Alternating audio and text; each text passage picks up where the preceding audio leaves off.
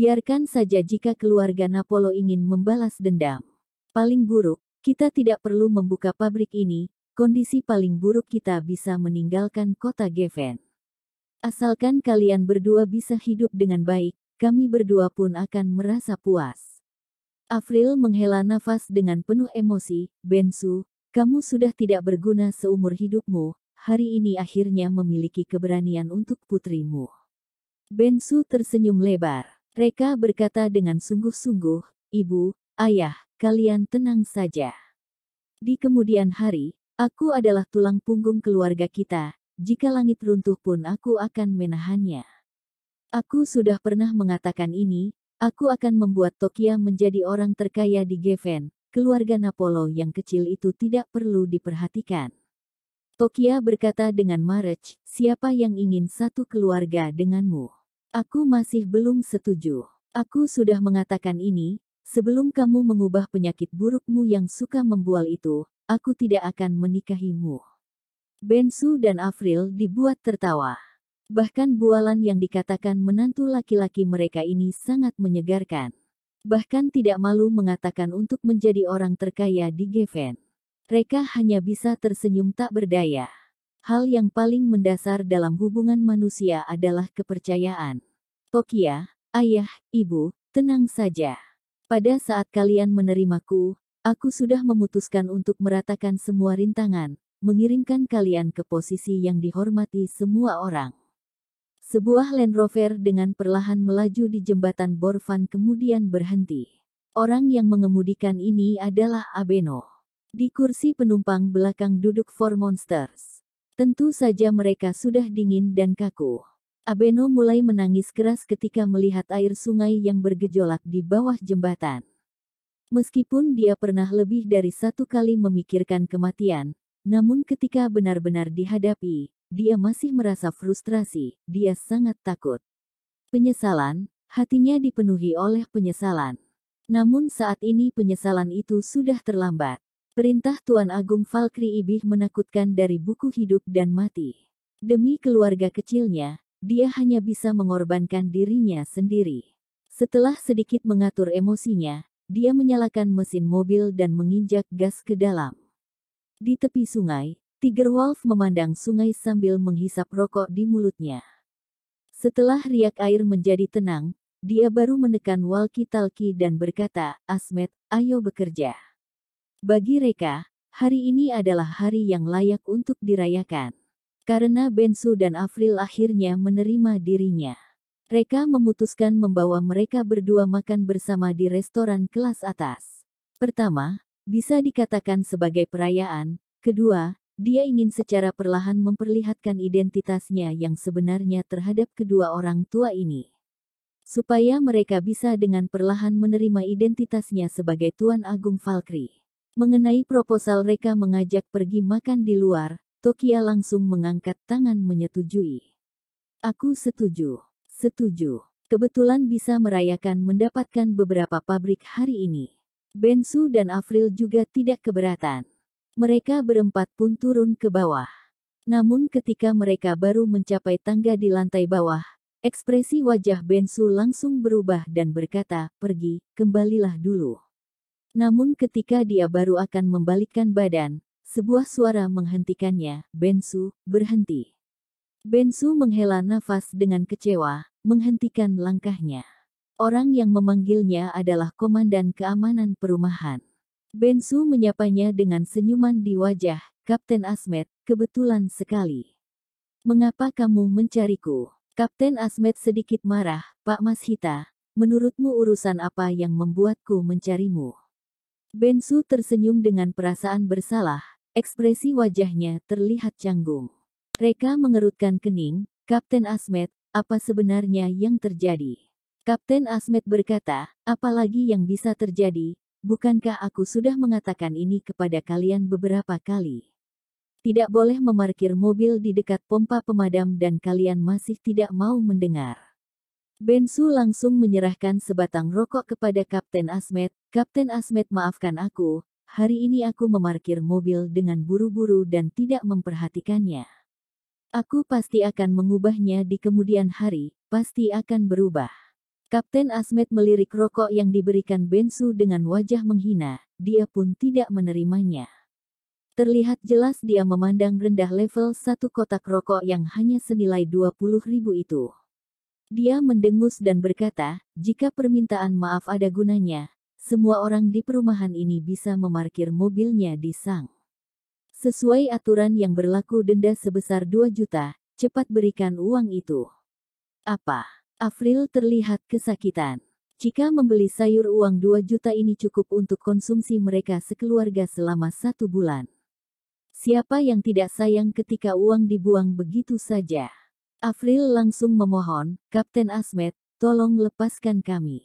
Lain kali, jika di kemudian hari Bensu berani melakukan ini, aku akan mematahkan kakinya. Apakah denda ini bisa dihilangkan saja? Kapten Asmet sudah malas mempedulikan Afril, dia mengeluarkan buku denda dan mulai menulis. Reka tiba-tiba berkata, Kapten Asmet, aku berpikir kesalahan bukan pada kami, melainkan pada pompa kebakaran itu. Hah? Kapten Asmet yang mendengar ini langsung dibuat tertawa oleh perkataan Reka, kesalahannya ada pada pompa kebakaran. Di mana salah pompa kebakaran itu? Anggota keluarga Mas Hita juga tertawa kosong. Perkataan Reka ini benar-benar tidak masuk akal. Jika sampai tersebar keluar, hal ini akan menjadi bahan tertawaan para tetangga. Reka mengeluarkan 2 cerutu dari kantongnya, membagikannya pada Bensu dan Kapten Asmet. Pada awalnya Kapten Asmet tidak diperbolehkan menerima cerutu. Namun ketika melihat label di atas cerutu, pandangannya bersinar, langsung menerimanya dengan penuh hormat dan mulai mengamati dengan seksama.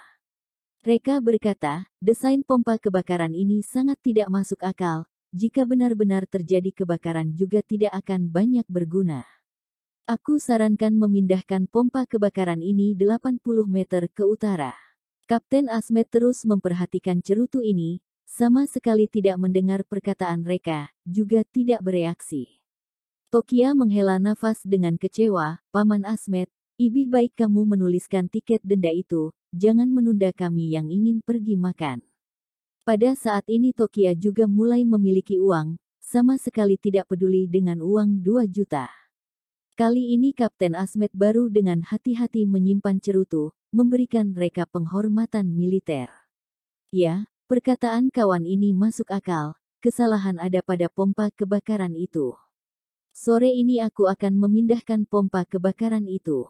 Oh ya Pak Mas Hita, jika pompa kebakaran ini sudah dipindahkan, tempat itu akan kosong, jadikan tempat itu sebagai tempat parkir eksklusif milikmu. Apa? Keluarga Tokia tercengang. Walaupun sudah jelas mereka yang bersalah, namun Kapten Asmet juga setuju kesalahan ada pada pompa kebakaran. Hanya karena satu perkataan dari Reka. Bahkan Kapten Asmet berinisiatif untuk memberikan tempat kosong ini sebagai tempat parkir eksklusif keluarga mereka. Perubahan sikapnya ini terlalu cepat kan? Reka hanya tersenyum ringan dan berkata, Ibu, Ayah, Tokia, ayo naik ke mobil. Ya, baiklah. Anggota keluarga Mas Hita kali ini baru tersadar, naik ke mobil dan pergi. Kapten Asmet segera mengeluarkan walkie-talkie, penjaga pintu, tolong perhatikan, tolong perhatikan. Biarkan GPT 121 untuk pergi.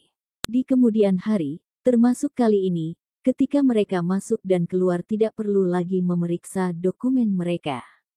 Setelah menyimpan walkie-talkie, dia kembali mengeluarkan cerutu. Tangannya gemetar karena emosional. Cerutu ini bukanlah cerutu biasa, melainkan barang yang disediakan khusus dari partai pemerintah pusat. Bahkan pimpinan biasa tidak akan bisa mendapatkan ini. Pemuda ini, bahkan jika dia tidak bekerja di partai pemerintah pusat, dia pasti mengenal orang di dalam. Betapa terhormat status miliknya. Aku tidak pernah membayangkan, di tempat sekecil ini bisa bertemu dewa seperti itu. Mulai sekarang harus membuat senang keluarga Mas Hita. Di dalam mobil, wajah Bensu merah, masalah tempat parkir akhirnya terselesaikan, lain kali tidak perlu lari 2 mil lagi untuk parkirkan mobil. Afril menghela nafas lega, paling penting hemat 2 juta. Tokia tersenyum canggung. Tampaknya pikiran hemat orang dua tidak dapat diubah seumur hidup ini. Dia mengingatkan, ayah, ibu, memarkirkan mobil dan denda hanya hal kecil.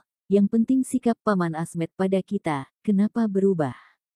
Begitu diingatkan, Bensu dan Afril baru menyadari poin penting ini. Tatapan mereka jatuh pada Reka. Reka, ceritakan pada kami, apa yang terjadi? Kenapa aku merasa Kapten Asmet takut padamu? Reka tersenyum, ayah, ibu, tidak perlu terkejut, ini baru kekuatanku. Kelak kalian harus beradaptasi dengan kehidupan dihormati. Tangan Tokia perlahan mengusap kepala Reka, dasar kau ini, baru kalahkan seorang security, sudah sok seperti ini. Bensu dan Afril juga tersenyum. Iya, seberapa hebat Kapten Asmet, dia hanya seorang security, tidak ada yang perlu diributkan. Reka pergi ke Hotel Kingsley. Ini adalah hotel standar tertinggi di kota Geffen, bintang 5 super. Ayah, ibu, turunlah, kata Reka. Afril sedikit gugup, Reka, kamu tidak mungkin mengundang kami makan malam di sini, kan? Kudengar sekali makan di sini bisa mencapai 20-an juta. Bensu juga berkata, aku juga dengar hotel ini memakai sistem keanggotaan. Tidak peduli seberapa kaya, jika bukan anggota atau rujukan teman, tidak bisa masuk untuk makan malam. Tokia menarik Reka yang hendak turun dari mobil, ganti restoran lain, kita sama sekali tidak bisa masuk ke tempat seperti ini. Reka berkata dengan tenang, ini pertama kalinya aku mengundang ayah dan ibu makan malam, bagaimana bisa sembarangan? Sudah kuputuskan, yang ini saja. Turunlah, orang keluarga Mas Hita tidak bisa menang berdebat dengan Reka, hanya bisa ikut turun dari mobil. Biarin malu lagi pula tidak bisa masuk, tidak ada kenalan yang tahu. Reka sedikit sombong setelah mengalahkan seorang security, manfaatkan kesempatan ini untuk pamer. Mereka sekeluarga baru saja tiba di depan pintu, tiba-tiba dihentikan. Bensu, Afril, kenapa kalian ada di sini? Orang keluarga Mas Hita menoleh. Melihat orang itu, mereka terkejut dan tiba-tiba menjadi malu. Apa yang ditakutkan itu yang akan datang. Yang menghentikan mereka adalah rekan kerja Bensu, Hendy bersama putranya, Hendar. Singkatnya, kedua keluarga cukup dekat. Hendy adalah wakil dekan di rumah sakit tempat Bensu bekerja. Dia pernah memiliki niat menjodohkan putranya Hendar dengan Tokia. Hendar terlihat seperti pengangguran, yang terpenting adalah tidak belajar keterampilan apapun, hanya menganggur. Tentu saja Bensu dan Tokia menolak perjodohan ini. Tidak disangka ini membuat Hendy menyimpan dendam, mempermalukan Bensu di rumah sakit. Jika kali ini Hendy melihat mereka diusir keluar dari hotel, dia pasti akan membuat pengumuman besar di rumah sakit. Bagaimana Bensu menghadapi semua orang? Hendy bertanya tanpa senyum, Bensu, apa yang kalian lakukan di sini? Bensu berkata dengan acuh, tidak apa-apa, hanya jalan-jalan. Hendy berkata, jalan-jalan sampai ke depan gerbang hotel. Kalian tidak mungkin makan malam di sini, kan? Bensu merasa malu kebohongannya terungkap, terbata-bata tidak tahu harus mengatakan apa. Reka buru-buru membantu Bensu menjawab, ayah, ibu sudah capek, aku ajak mereka makan di sini. Ayah ibu, Hendar, yang menatap Tokia, mengalihkan perhatiannya ke Reka. Ada permusuhan di matanya. Tokia, apakah ini pacar barumu? Tokia mengangguk. Hendar tampak ibih kesal. Orang ini mengenakan pakaian lusuh dan terlihat tidak hebat, jauh ibih rendah dari dirinya. Kenapa Tokia harus memilih dia dan bukan aku? Dia sengaja mempermalukan Reka, setahu aku, perlu kartu keanggotaan untuk masuk ke hotel ini. Apakah kamu ada kartu keanggotaan? Reka menggelengkan kepala, tidak ada. Hotel ini milik bisnis keluarga Eropa. Singkatnya, dia sendiri adalah bosnya, mana perlu kartu keanggotaan. Puff, Hendy dan Hendar tidak bisa menahan tawan. Tidak ada kartu keanggotaan masih begitu sombong, mungkin dia bodoh kali ya. Tokia malu dengan kata-kata Reka, bahkan tidak bisa mengangkat kepalanya. Bensu menarik Reka, aku masih belum lapar, ayo belanja di sana dulu. Tetapi Reka tetap tidak bergerak. Ibu, ayah, kita sudah datang, sekalian makan di sini saja. Bensu mengedipkan matanya dengan marah. Anak ini tidak mengerti ya, sudah diberitahu harus ada kartu keanggotaan untuk masuk ke dalam, kamu tidak ada kartu keanggotaan bagaimana bisa masuk? Hendar menyindir, Tokia, pacar barumu ini biasa saja, jelas-jelas tidak mampu, masih saja membual. Begini saja, aku bawa kalian masuk melihat dunia. Tokia tampak terkejut, apakah kamu memiliki kartu keanggotaan? Berdasarkan kondisi keluarga Hendy jauh dari memenuhi syarat untuk menjadi anggota hotel ini. Hendy berkata dengan sombong, siapa bilang masuk ke dalam harus perlu kartu keanggotaan? Hari ini kami tidak hanya masuk untuk makan, tetapi juga menikmati fasilitas VIP. Hendar sedikit kesal, Tokia, jangan basa-basi lagi, ikut aku masuk. Tokia menolak dengan tegas, tidak perlu, aku masuk bersama suamiku. Hendar mendengus, dasar tidak tahu diri. Tahukah kamu apa yang aku lakukan di sini hari ini? Aku sedang kencan buta dengan putri pemilik hotel. Putri pemilik hotel berkali lipat lebih baik darimu. Aku bersedia memberimu kesempatan sekarang, itu sebuah kehormatan bagimu. Karena kamu tidak menghargainya, tunggu saja untuk menyesal. Mereka berdua berhenti omong kosong dan masuk ke dalam. Pelayan cantik dengan hormat berkata, permisi, apakah memiliki kartu anggota? Hendy berkata, aku Hendy. Bosmu membuat janji agar aku datang ke sini untuk mengobatinya. Pelayan cantik itu sedikit mengangguk, Tuan Hen, silahkan ikuti saya. Ketika keduanya masuk, Hendar dengan provokatif mengangkat jari tengahnya ke arah keluarga Tokia. Bensu sedikit malu, lupakan, ayo pergi. Tetapi, Reka tersenyum, ayah, ibu, kita masih belum cari harga diri kita kembali, mana bisa pergi. Setelah itu, dia langsung menuju pintu. Pelayan cantik menghentikan Reka, Tuan, apakah Anda memiliki kartu anggota? Reka, tidak ada. Pelayan cantik, maaf, tidak ada kartu anggota tidak diizinkan masuk. Tokia dan keluarganya semakin malu. Reka tiba-tiba berkata, oh iya, namaku Reka Valkyrie. Apa? Mendengar nama ini, keempat pelayan cantik itu terkejut.